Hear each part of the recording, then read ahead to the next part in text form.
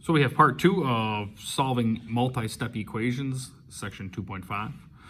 So I gave us 3 examples up top here to kind of start with. So if I look at example 1 or example A here, if I was going to solve this, obviously it's just a one-step equation where I'd subtract 7 from both sides. And when I do that, I'm left with x equals 2, and that's a definitive 2. Only 2 I can plug in here for this to be true. Only 2 plus 7 equals 9. There's no other number in the world that would work. For this example, if I were to solve this, I would move this x from the right side to the left side. So I would subtract it. When I do one side, I do the other.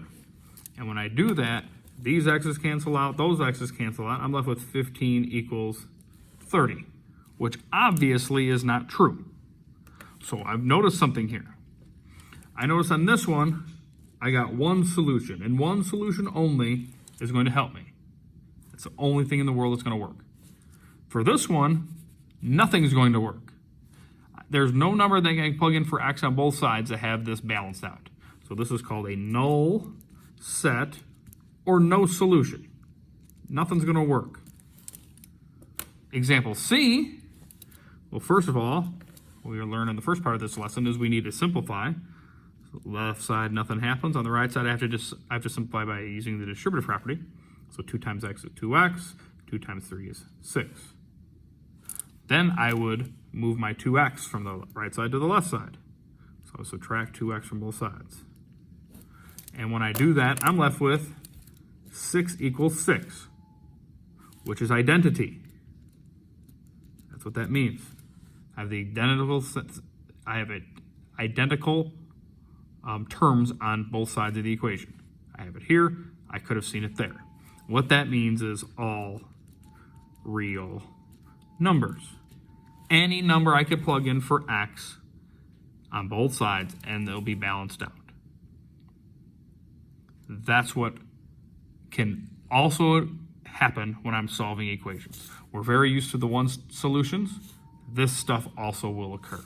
So let's take a look at another example. Example D, 3x plus 4 equals 3x.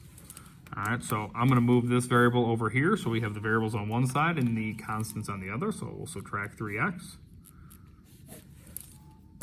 And I'm left with, those cancel out. I'm left with 4, and those cancel out. So I'm really left with 0. And obviously 4 does not equal 0. So this is where we have our null set. So I'm just following the steps and examples that we created from our previous lessons to come up with one solution, no solution or a null set, or all real numbers. For this guy, I know our step always at the end is to check. I know you're going to like this. If I get a null set, it cannot be checked.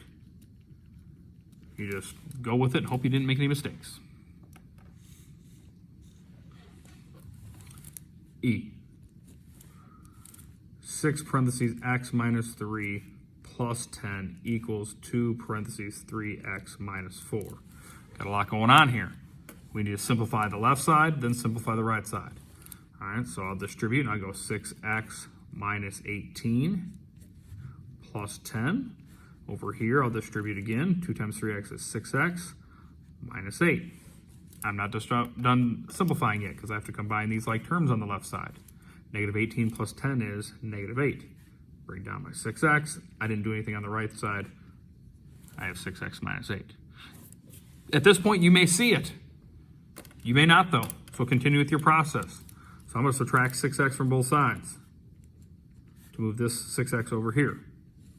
And when I do that, I'm left with negative 8 equals negative 8. Now, hopefully you do notice it, because this is telling us all real numbers. No matter what number I pick, if I plug it in, my left side will balance with my right side. So all you have to do is pick a number. Pick a number to plug in for x. I'm going to pick 3. So I'm going to plug in 3 for x on both sides. 6 parentheses 3 minus 3 plus 10. Hopefully that equals 2 parentheses 3 times 3 minus 4. So let's look. 3 minus 3 is 0.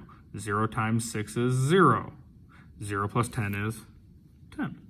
Over here, 3 times 3 is 9. 9 minus 4 is 5. 5 times 2 is 10. All real numbers is my solution.